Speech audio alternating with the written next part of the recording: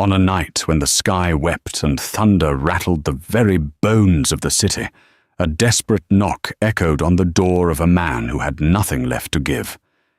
Ethan Hayes, a father, barely keeping his own head above water, opened that door to find two identical, rain-soaked little girls shivering on his threshold. They were lost silent and clutched a rain-smeared note with a single cryptic word. Taking them in was an act of simple kindness, a decision made in a heartbeat.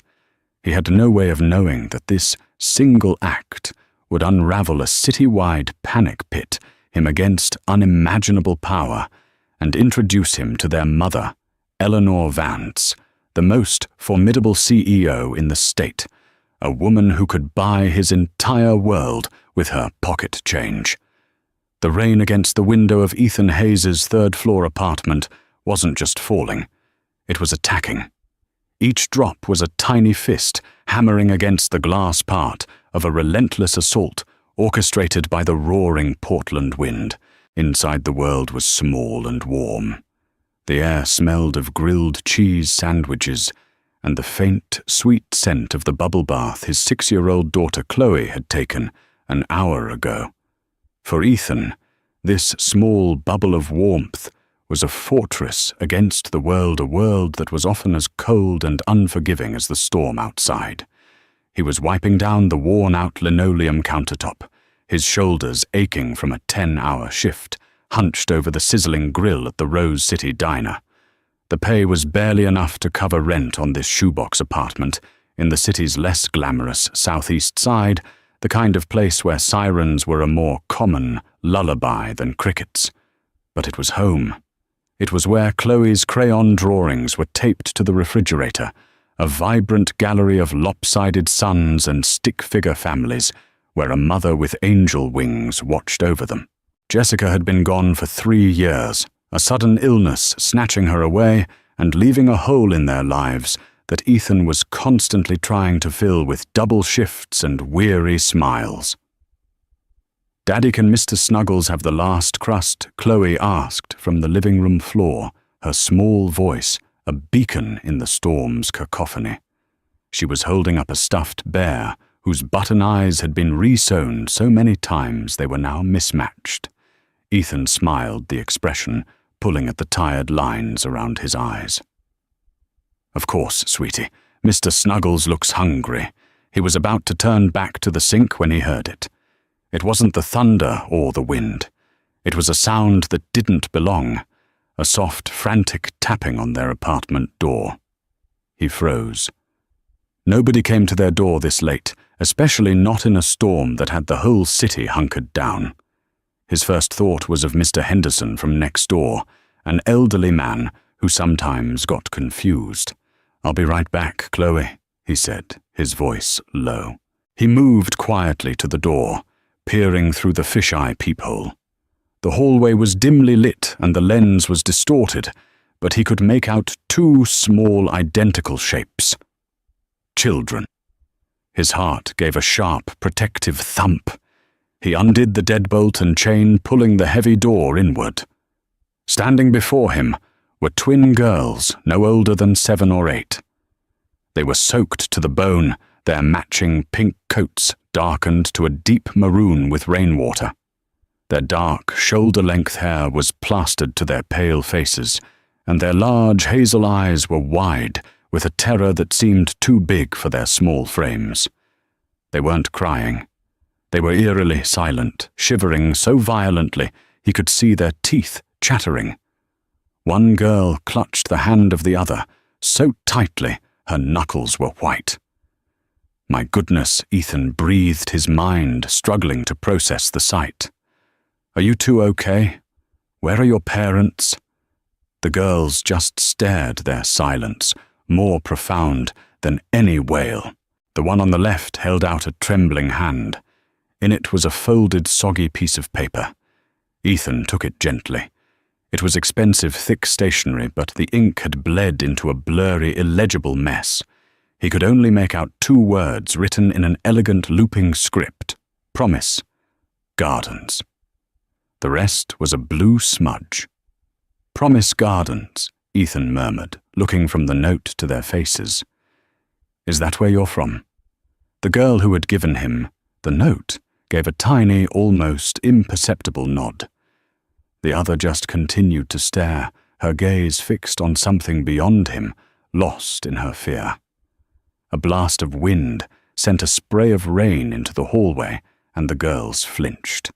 Ethan's paternal instincts, honed by 6 years of raising Chloe alone, took over completely.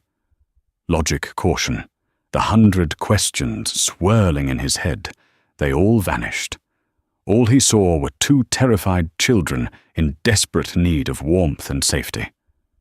"Okay, come on," he said, his voice soft and reassuring. "Let's get you inside. You're going to catch your death out here." He backed away, holding the door open wider. They hesitated for only a second before scurrying past him into the warmth of the apartment, dripping water onto the welcome mat. They stood just inside the door, huddled together like a pair of frightened fawns, their eyes darting around the small, humble space. Chloe had gotten up from the floor, her own eyes wide with curiosity.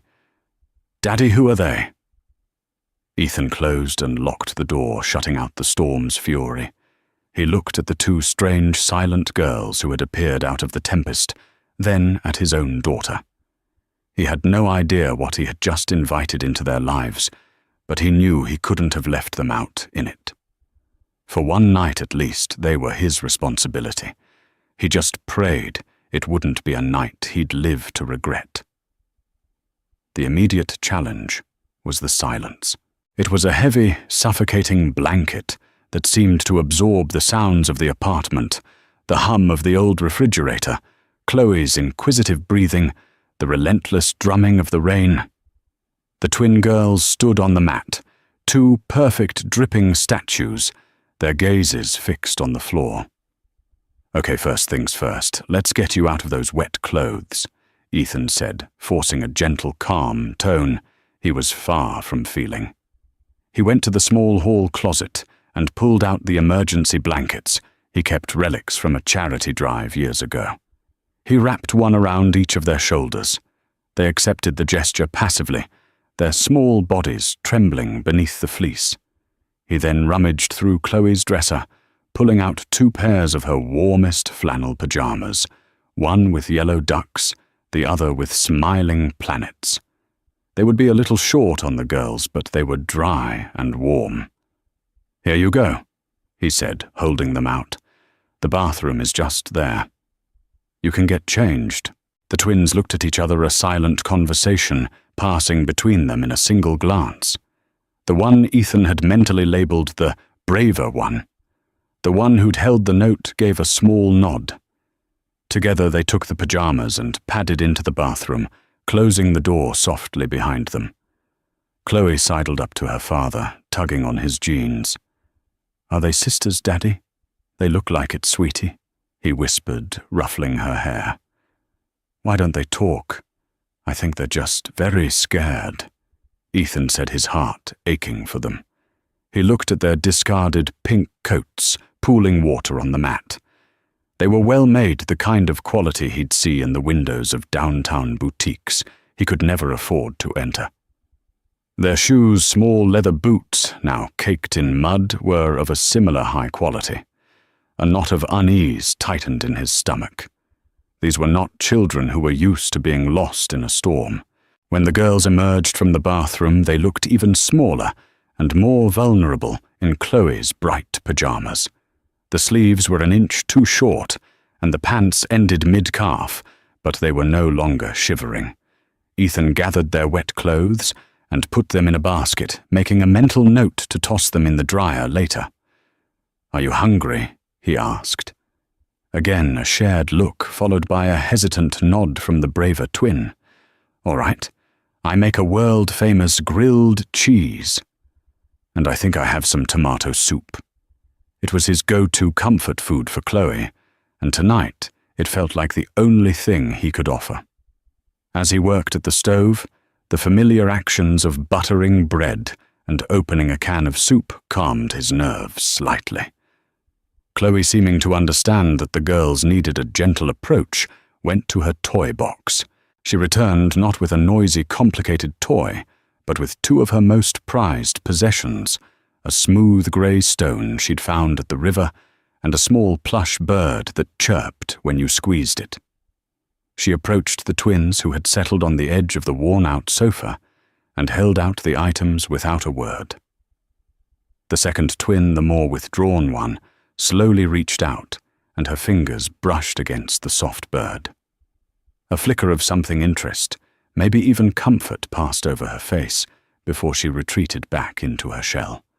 Ethan brought over 2 steaming bowls of soup and plates with perfectly golden grilled cheese sandwiches cut diagonally the way Chloe liked. He set them down on the coffee table. "Go on, eat up," he urged gently. For a moment they just stared at the food. Then slowly the braver one picked up half a sandwich and took a small tentative bite. Her eyes widened almost imperceptibly. She took another bigger bite. A moment later, her sister followed suit. They ate with a quiet, desperate hunger that spoke of an ordeal longer than just the storm. As they ate, Ethan tried again. "My name is Ethan and this is Chloe," he said, pointing to himself and then his daughter. "Can you tell me your names?" The braver twin swallowed her mouthful of soup. She looked at her sister, then back at Ethan. Her voice, when it finally came, was a tiny, fragile thing, barely a whisper. "Ava," she said, pointing to herself. Then she gestured to her sister. "And that's Zoe." A wave of relief washed over Ethan. A name. It was a start. Ava and Zoe. Those are beautiful names. It's very nice to meet you. Zoe didn't look up from her soup. "Do you know your mommy or daddy's phone number?" Ethan asked, keeping his voice as non-threatening as possible. Ava shook her head. "We're not supposed to talk to strangers." The word sounded rehearsed, a rule drilled into her, and the irony of her saying it while sitting in his living room was not lost on Ethan. "That's a very good rule," he agreed immediately. "But I'm not a stranger who wants to hurt you. I want to help you find your family. Are they waiting for you at the Promise Gardens?" Ava's brow furrowed. "The Penrose Gardens," she corrected softly. "We were going with Uncle Julian to see the night-blooming jasmine." "Mummy." Mummy promised. Penrose Gardens. The name rang a bell. It was a famous, privately owned botanical garden on the other side of the city, in the opulent West Hills. A place of fundraising galas and $500-a-plate dinners. It was a world away from their current surroundings. Your Uncle Julian, Ethan prompted. "What happened to him?" Ava's face clouded over. The car made a loud noise, a bang, and it was raining so hard. "He told us to stay put. He went to get help, but he was gone a long time, and Zoe was scared of the dark." Zoe, hearing her name, looked up, her eyes swimming with unshed tears. She let out a small whimper, and Ava immediately reached over, taking her sister's hand. "It's okay," Ava whispered to her, a fierce, protective tone in her voice. "I'm here." Ethan's heart twisted. The story was starting to form a tragic picture of a car breakdown and 2 scared little girls wandering off into the storm. He knew he should call the police. It was the responsible thing to do. He pulled out his phone, but then he looked at them. They were finally warm-fed and looking less like terrified apparitions and more like children. He imagined the harsh glare of police flashlights, the barrage of questions from uniformed strangers, the sterile environment of a precinct or a child services office. It felt cruel. "Just for tonight," he muttered to himself. "They're safe here. In the morning, when the storm has passed, we'll figure it out." He made up the pull-out couch for them, using his own pillow and the quilt Jessica's mother had made for them as a wedding gift. Chloe, in a gesture of profound 6-year-old diplomacy, placed Mr. Snuggles between the two pillows. "He'll keep you safe from monsters," she declared with absolute authority. For the first time that night, a tiny, fleeting smile touched Zoe's lips. As Ethan tucked them in, Ava's small hand shot out and grabbed his wrist. Her grip was surprisingly strong. "You won't leave us," she whispered, her hazel eyes pleading. "I won't leave you," Ethan promised, his voice thick with an emotion he couldn't name. "I'll be right in the next room. You're safe here." He watched them for a moment longer before turning off the lamp. He retreated to his own room, leaving the door ajar. He didn't call the police. Instead, he sat on the edge of his bed for a long time, listening to the sound of the rain and the soft, even breathing of the 3 children in his home, acutely aware that his simple life had just become profoundly complicated. The storm broke just before dawn, leaving behind a city washed clean and unnervingly quiet. The first grey light of morning filtered through the blinds, painting stripes across Ethan's worn bedroom carpet. He hadn't slept much. Every creak of the old building, every distant siren had sent a jolt of anxiety through him. He kept replaying the decision not to call the police, a knot of doubt tightening in his gut with each passing hour. Was he protecting the girls, or was he just being a fool? He slipped out of bed and padded quietly into the living room. Ava and Zoe were still fast asleep on the pull-out couch, curled together under the heavy quilt like 2 nesting kittens. Chloe's stuffed bear, Mr. Snuggles, was tucked firmly between them. They looked peaceful, the terror of the previous night momentarily erased by sleep. Seeing them like that, so innocent and small, solidified his resolve. He couldn't just hand them over to a system. Not yet. He had to try to help them himself first. But the morning brought with it the harsh realities of his own life. It was a Friday, a work day. He had a shift at the diner starting at 8 a.m. Mr. Henderson from next door, his usual emergency babysitter, was visiting his sister for the week. He couldn't possibly leave Chloe here alone with 2 girls he barely knew, and he absolutely could not afford to lose a day's pay. His bank account hovered precariously close to zero just before every paycheck. Missing 1 shift could mean the difference between paying the electricity bill on time or facing a late fee he couldn't afford. His phone buzzed on the counter. It was a text from his boss, a gruff but fair man named Sal. "Roads are a mess. Miller's car is flooded. Can you come in an hour early?" Ethan's heart sank. He stared at the phone, his mind racing. He couldn't go in early. He couldn't go in at all. His fingers trembled slightly as he typed out a reply, the lie feeling like sandpaper in his throat. "So sorry, Sal. Chloe's come down with a terrible fever. Woke up sick. Can't leave her. I don't think I can make it in today." He hit send before he could second-guess himself. The response was almost immediate. "Damn. All right. Keep me posted. Hope she feels better." Relief mingled with a fresh wave of guilt. He'd just jeopardized his job, the one thing that kept a roof over their heads, for 2 children whose last name he didn't even know. He took a deep breath, pushing the panic down. 1 step at a time. His first step was coffee. As the old machine sputtered to life, the girls began to stir. Ava sat up first, her eyes blinking in the unfamiliar surroundings before she remembered where she was. She visibly relaxed when she saw Ethan standing in the kitchen. A moment later, Zoe sat up too, rubbing her eyes. "Good morning," Ethan said, offering them a smile. "Did you sleep okay?" Ava nodded. "Is the rain gone?" "All gone," he confirmed. "How about some breakfast? I can make pancakes. I even have chocolate chips." This offer seemed to break through some of Zoe's reserve. Her eyes lit up. With smiley faces, Ethan chuckled. "I can certainly try." As he cooked, a sense of surreal domesticity settled over the apartment. Chloe woke up and was thrilled to have 2 new playmates. While Ethan flipped pancakes, the 3 girls sat on the floor, building a lopsided tower with Chloe's worn wooden blocks.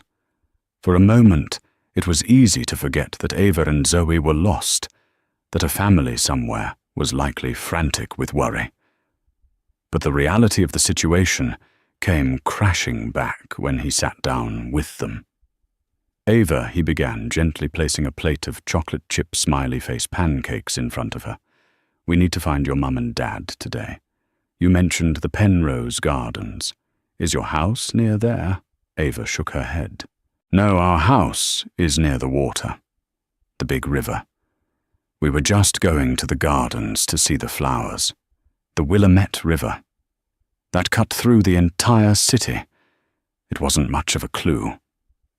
And your uncle's car, Ethan pressed. Do you remember what it looked like? It was big and black. Zoe offered unexpectedly, her mouth full of pancake. And shiny, Ava added. Uncle Julian loves his car. Big, black and shiny. That described half the cars in the affluent West Hills. Ethan sighed, running a hand through his hair.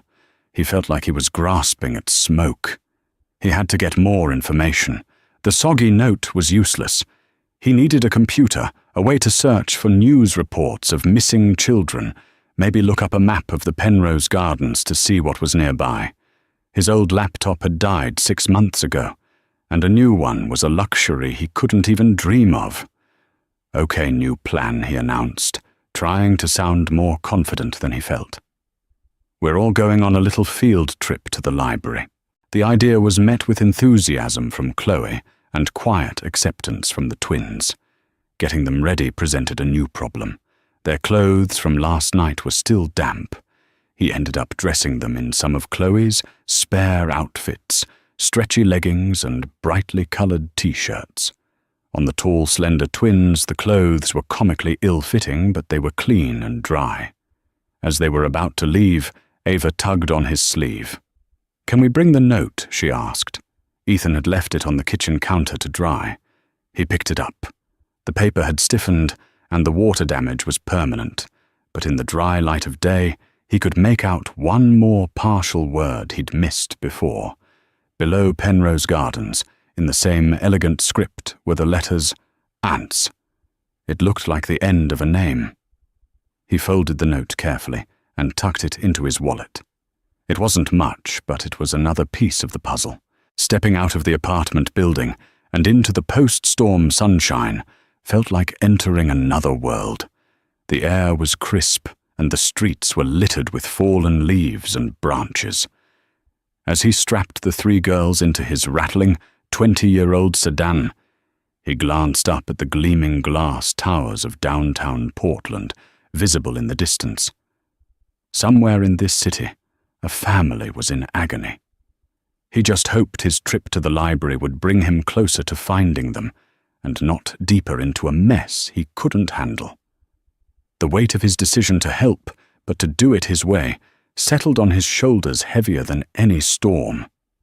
While Ethan Hayes was wrestling with a faulty seatbelt in his beat-up sedan, Eleanor Vance was pacing the length of a floor-to-ceiling window in her penthouse apartment in the Pearl District. The view a stunning panorama of the freshly washed city, and the majestic rise of Mount Hood in the distance was utterly lost on her. Her world had shrunk to the size of the knot of pure cold terror twisting in her stomach. Her daughters were gone.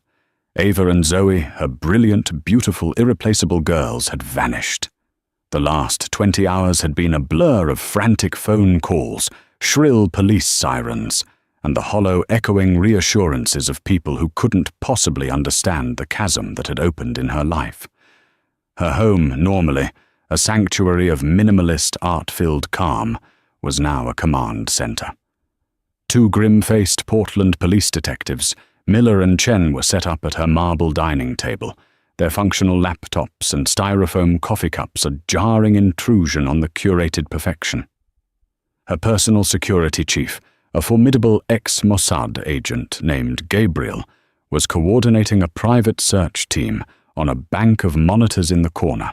Her phone buzzed incessantly, with calls from her board of directors, the mayor's office, her publicist, all offering condolences and assistance, all reminding her of the public spectacle her private nightmare had become. Eleanor ignored them all. She was focused on her younger brother Julian, who sat slumped in a designer armchair, his face pale and haggard.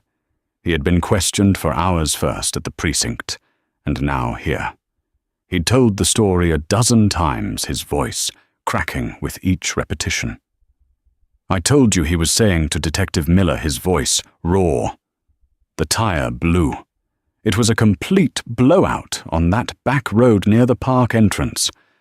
My phone was dead. I'd forgotten to charge it. Stupid, I know. I told the girls to lock the doors and stay put. I said I would be right back. The nearest house was a quarter-mile up the road, I thought. But the rain, it was like a monsoon. By the time I got there and used their phone to call a tow truck and then got a ride back to the car, they were gone.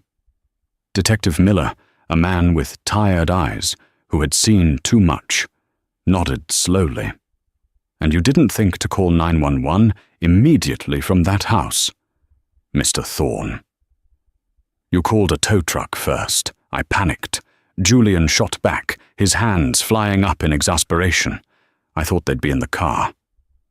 My first thought was the car getting them out of there.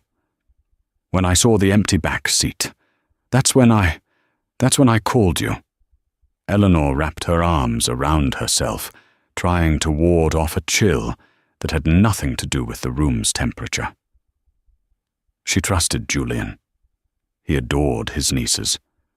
But the police saw things differently. They saw a flaky younger brother, an artist with a trust fund and a history of minor irresponsibilities, who had been the last person to see the twin daughters of one of the wealthiest women in the Pacific Northwest. They saw a potential motive. Eleanor Detective Chen said, her voice gentle but firm. We need to consider all possibilities. Is there anyone who might hold a grudge against you or your company?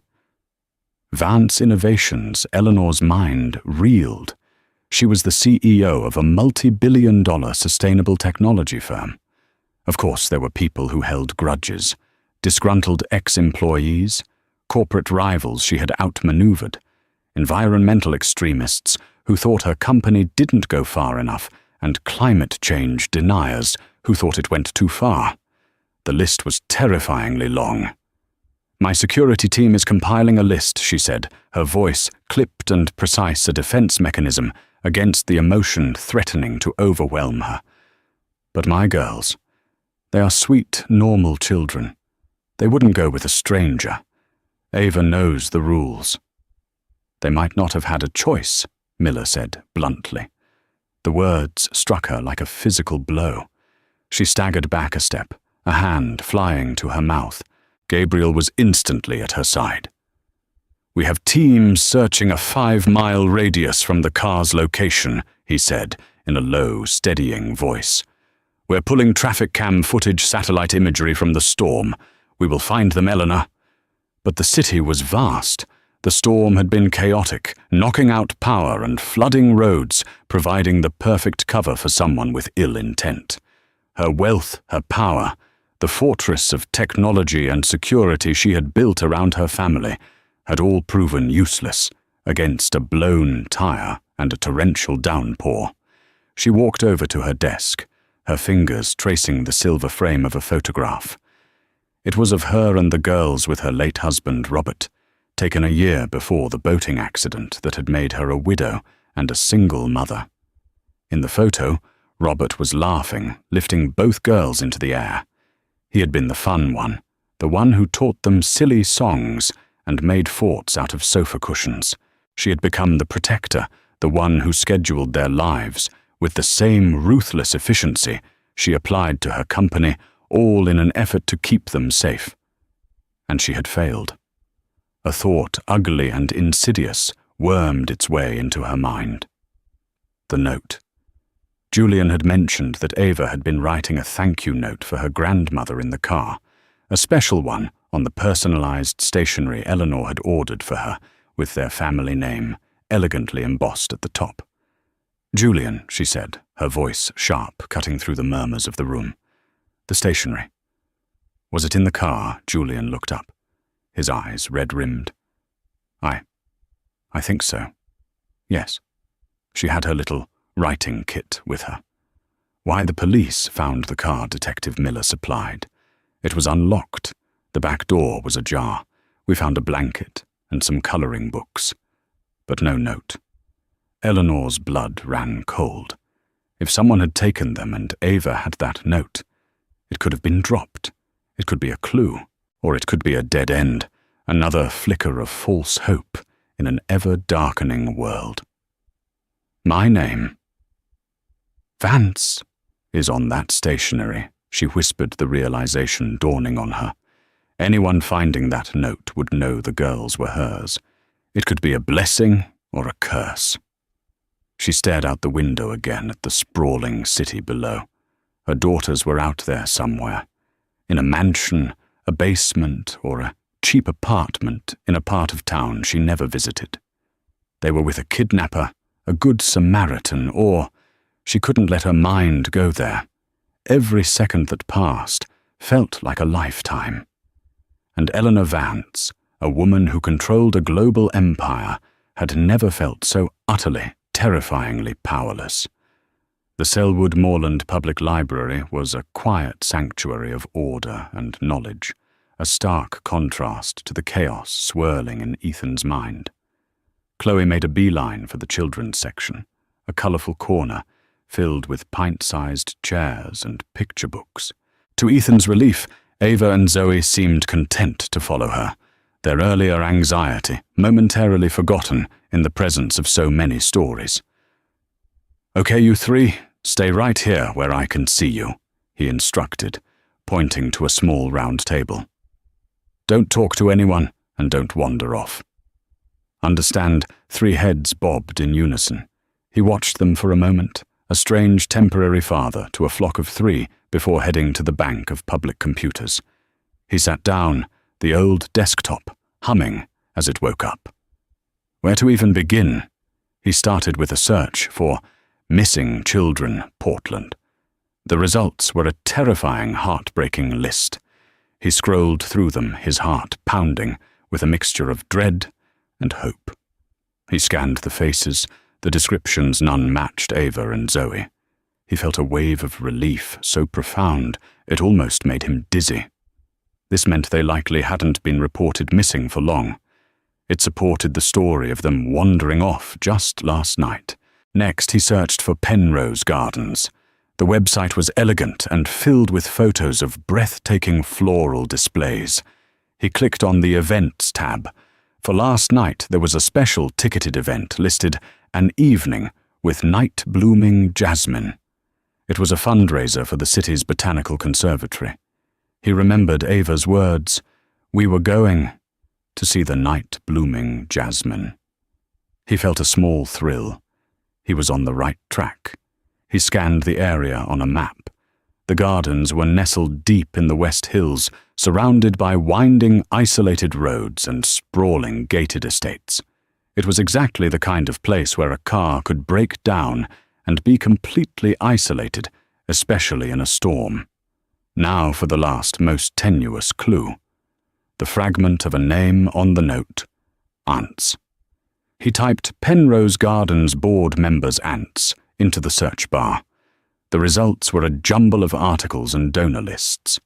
He scrolled his eyes, scanning for any name ending in those four letters. Constance, a common last name. Torrance, a possibility. And then he saw it, in an article from the Oregonian about the new corporate sponsorship for the conservatory's main rotunda. The name jumped off the screen. A generous multi-million-dollar donation from Vance Innovations, the green tech giant helmed by local CEO Eleanor Vance. Vance. Ethan's breath hitched. He clicked on the name. The first image that appeared was a professional headshot of a woman with sharp, intelligent eyes, high cheekbones and dark hair pulled back in a severe, elegant style. She radiated power and confidence. She was formidable. He then clicked on the Images tab. He scrolled past photos of her, cutting ribbons, speaking at podiums, standing beside politicians. And then he found what he was looking for. A candid photo from a society gala a few months ago. Eleanor Vance was smiling a rare, genuine smile, and on either side of her, holding her hands, were two identical little girls in matching velvet dresses, Ava and Zoe. Ethan felt the air leave his lungs. It was like being punched in the gut. The world tilted on its axis. These weren't just any lost kids. They were the daughters of one of the most powerful, influential, and wealthiest people in the state. This wasn't a simple case of a family car breaking down. This was a citywide crisis. He was in so far over his head, he couldn't even see the surface. His first instinct was to panic. He, a line cook from a rundown apartment, had the missing millionaire heiresses in the children's section of a public library. They were dressed in his daughter's hand-me-down clothes. The police would think he was a kidnapper. They would take one look at him, at his shabby clothes and his old car, and they would see a criminal. They would never believe his story. He'd lose his job. He'd lose Chloe. His life would be over. He pushed back from the computer, his hands shaking. He had to think. He glanced over at the children's section. The three girls were sitting in a circle on the colourful rug, Chloe animatedly showing the twins a pop-up book about dragons. They were laughing. Zoe, the quiet, withdrawn girl from last night, was actually laughing a bright tinkling sound. Seeing them like that, just three little girls sharing a book, cut through his fear. This wasn't about him. It wasn't about Eleanor Vance's fortune or power. It was about getting two scared children back to their mother. He took a deep breath, trying to calm his racing heart. What was the right way to do this? Walking into a police station with them still felt like a massive risk. Calling 911 from his cell phone could be traced, and he imagined squad cars descending on the library, creating a terrifying scene for the girls. He needed proof. He needed someone to know the truth before the chaos started. His eyes fell on a television mounted to the wall in the library's corner, tuned to a local news channel, with the volume muted. As if on cue, the news anchor's face was replaced by the very same professional headshot of Eleanor Vance he had just been looking at. Below it, a headline banner scrolled across the screen. Vance twins missing. CEO Eleanor Vance offers $100,000 reward for information on daughters Ava and Zoe missing since last night's storm. The anchor cut to a press conference. A police chief was speaking, but Ethan's attention was fixed on the woman standing beside him. It was Eleanor Vance. On the screen she looked ashen, her iron composure visibly cracking. Her eyes, so sharp and confident in the corporate photos, were filled with a raw, desperate pain that any parent would recognize. She wasn't a CEO. She was just a terrified mother. "If you have my girls," she said, her voice trembling but clear, "please, just bring them home. They are my entire world. Just bring them back safely." The plea, raw and unscripted, hit Ethan with the force of a physical blow. The fear for himself, for his future, evaporated, replaced by a surge of pure, unadulterated empathy. This wasn't a problem to be managed. It was a wound to be healed. He knew what he had to do. He couldn't hide. He couldn't strategize. He had to make the call. He walked back over to the girls, his steps feeling heavier than they had a few minutes ago. "Come on, kids," he said, his voice surprisingly steady. "It's time to go home, all of you." The drive back to his apartment was the longest 15 minutes of Ethan's life. The news of the $100,000 reward echoed in his head. $100,000. That amount of money could change his and Chloe's lives forever. It was a new car, a down payment on a small house, a college fund. It was freedom from the constant grinding worry about bills. For a fleeting, shameful moment, he understood why people did desperate things. He pushed the thought away. This wasn't about money. It was about doing the right thing. He parked his car in its usual spot and led the 3 girls upstairs. Once inside the apartment, he sat them all down on the sofa. "Okay, listen to me," he said, crouching down to be at their eye level. "I know who your mum is, and I know that she is very, very worried about you. I'm going to make a phone call, and some people are going to come here to take you home. They might be police officers. It might seem a little scary, but I promise you everything is going to be okay. You're going home." Ava's eyes widened with understanding and relief. "To Mommy, to Mommy," Ethan confirmed, giving her a reassuring smile. He pulled out his phone and dialed the number displayed on the news broadcast, a special tip line. His heart hammered against his ribs as it rang. A calm, professional voice answered. "Portland Police Tip Line, how can I help you? My name is Ethan Hayes," he began, his voice dry. I think I have Ava and Zoe Vance here with me. They're safe. They're at my apartment." The silence on the other end of the line was deafening. Then a sudden flurry of activity. "Sir, stay on the line. What is your address? Are the children harmed?" "Sir, do not hang up." Ethan gave his address, his voice steady despite the tremor in his hands. He answered their questions calmly, explaining how he'd found them, that they were safe and sound. The operator told him not to move, that officers were on their way. It didn't take long. Less than 10 minutes later, the quiet street outside his building erupted. He looked out the window and saw not 1 but 3 black SUVs and 2 police cruisers screech to a halt. Doors flew open, and men in sharp suits, private security, he assumed, emerged, their faces grim. Police officers established a perimeter. It was an invasion. A heavy authoritative knock rattled his door. Ethan took one last look at the girls, gave Chloe's shoulder a squeeze, and opened it. He was met by 2 uniformed officers and a detective in a rumpled suit who looked vaguely familiar from the press conference. Behind them, a woman pushed her way forward. It was Eleanor Vance. In person, she was smaller than she appeared on screen, but she radiated an intensity that filled the hallway. Her expensive grey suit was immaculate, but her face was a mask of raw, desperate hope and terrifying suspicion. Her sharp eyes swept past Ethan, landing on the 2 girls standing in the living room. "Ava, Zoe." She breathed, her voice cracking. "Mommy," the twins cried out in unison, rushing forward.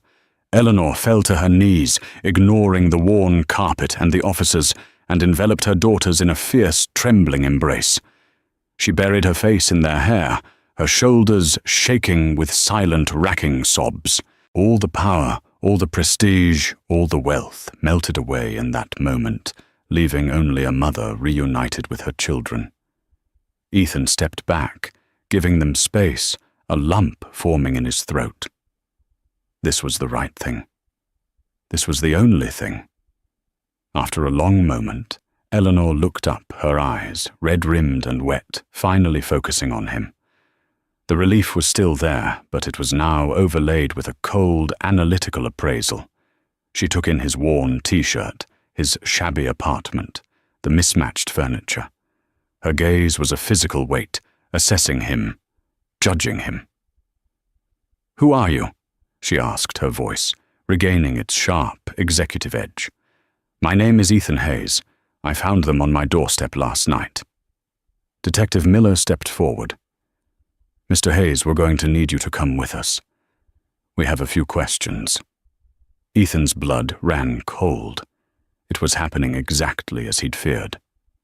"I didn't do anything," he said, his voice rising slightly. I was helping them. That's what we need to determine, the detective said, his tone neutral but firm. Chloe, sensing the tension, started to cry, hiding behind Ethan's legs. But then a small voice cut through the air. "He was nice, Mummy." Everyone turned to look at Ava. She had untangled herself from her mother's embrace and was looking at Ethan with wide, serious eyes. "It was storming, and we were scared," Ava said, her voice clear and strong. "He took us inside. He gave us his little girl's pajamas. He made us grilled cheese and smiley face pancakes." Zoe, still clinging to her mother, nodded vehemently. "And tomato soup. And he gave us a warm bed and Mr. Snuggles so we wouldn't have nightmares." Eleanor stared at her daughters, then back at Ethan. She looked at the plate with the remnants of a pancake still on the coffee table, at the rumpled quilt on the pull-out couch, at her two daughters dressed in brightly coloured, ill-fitting clothes that were clearly not their own, yet looked comfortable and cared for. Her gaze shifted from suspicion to confusion, and then to something else entirely. She saw the scene not as a potential crime scene, but as a haven. A messy, humble but undeniably safe haven that had sheltered her children from the storm.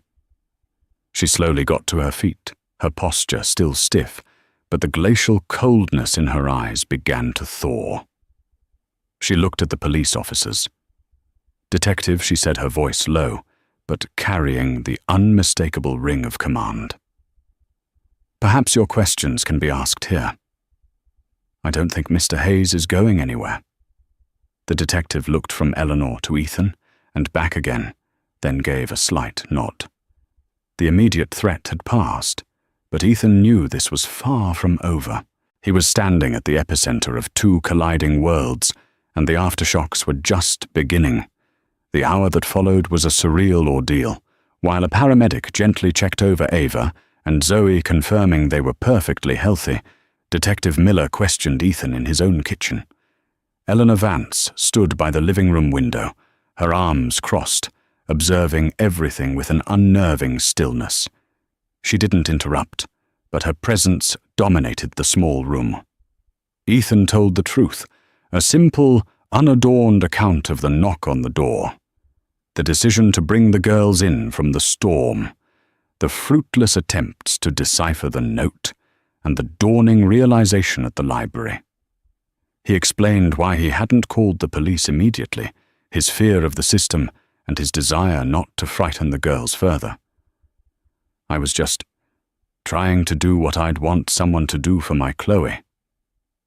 He finished, his voice quiet. Detective Miller listened, his expression unreadable. When Ethan was done, he simply nodded, closed his notebook, and went to have a quiet word with Eleanor. Ethan could feel her eyes on him. He busied himself with making Chloe a glass of juice, his hands not quite steady.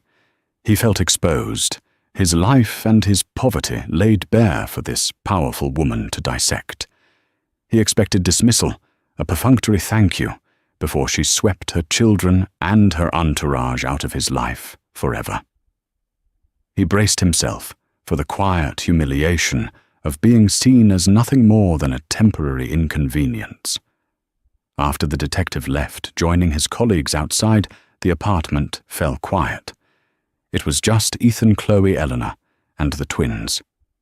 Eleanor finally moved. She walked over to the pull-out couch and picked up the heavy handmade quilt. She ran her hand over the intricate stitching. "This is beautiful," she said, her voice softer than he had heard it. "My wife's grandmother made it for us," Ethan said, surprised by the question. "For our wedding." Eleanor looked at him, truly looked at him, and for the first time he didn't see a CEO or a millionaire. He saw a woman who understood loss. "Your wife?" she asked gently. "She passed away 3 years ago." A silent understanding passed between them. They were two single parents from vastly different universes who knew the unique terror of raising a child alone. Eleanor turned to her daughters. "Girls, what do you say to Mr. Hayes for taking such good care of you?" "Thank you, Mr. Hayes," they said in chorus. Zoe, braver now in her mother's presence, added, "And thank you, Chloe, for sharing, Mr. Snuggles." Chloe beamed. Eleanor reached into her tailored suit jacket and pulled out a checkbook and a pen. The moment Ethan had dreaded. The payoff. The transaction that would cheapen everything. She began to write, and Ethan's stomach clenched. "Mrs. Vance," he started, his voice tight. "Please, you don't have to do that. I don't want your money." She stopped writing and looked up, her expression unreadable. "There is a $100,000 reward, Mr. Hayes. You earned it."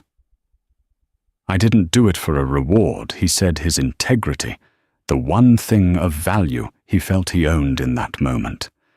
"I did it because they were children who needed help. That's all." Eleanor studied him for a long moment, her sharp eyes searching his face. She seemed to find what she was looking for. Slowly she tore the partially written check from the book, ripped it into 4 precise pieces, and let them fall onto the coffee table. "You're right," she said. "A check is an insult. It's an easy, impersonal solution, and what you did was neither of those things. It was personal. It was kind." She paused, gathering her thoughts. "My company, Vance Innovations, has a charitable arm, the Vance Foundation. We fund community outreach programs, educational grants shelters. But it's all managed from a boardroom 60 floors up. We have data analysts and financial planners, but we lack something essential. We lack people on the ground with genuine empathy. People who understand what it's like to struggle, who know the value of a hot meal and a safe place to sleep." She took a step closer. "Mr. Hayes, Ethan, I don't want to give you a reward. I want to offer you a job. I want you to be a community liaison for the foundation. I want you to help us find the people who truly need our help, to be our eyes and ears in the neighborhoods we only see from our office windows. The salary would be more than enough to ensure you and Chloe never have to worry about a late bill again." Ethan was stunned into silence. A job. A real job, not just a paycheck. A job that would use the very thing he had to offer his decency. And Chloe Eleanor continued, her gaze softening as she looked at his daughter. "The foundation has an educational trust. We will see to it that her college education is fully funded wherever she chooses to go." Tears welled in Ethan's eyes, hot and unexpected. He thought of his endless shifts, his aching back, the constant fear of not having enough. He thought of Chloe's bright mind, and his worry that he'd never be able to give her the future she deserved. In one fell swoop, this woman was offering him not just a lifeline, but a new world. I don't know what to say," he stammered. "Say yes," Eleanor said, a faint smile touching her lips. And he did. 2 weeks later, Ethan Hayes walked into the gleaming lobby of the Vance Innovations Tower, not as a delivery person or a repairman, but as an employee. He wasn't a line cook anymore.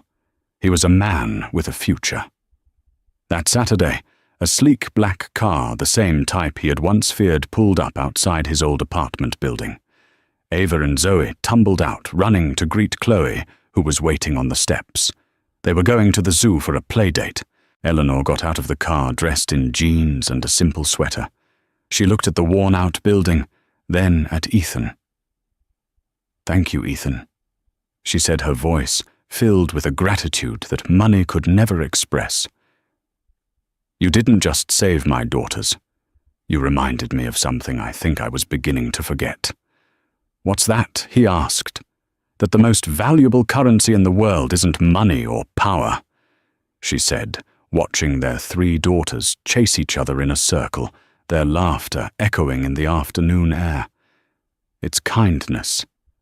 And as Ethan watched them, this unlikely family forged in a storm, he knew she was right.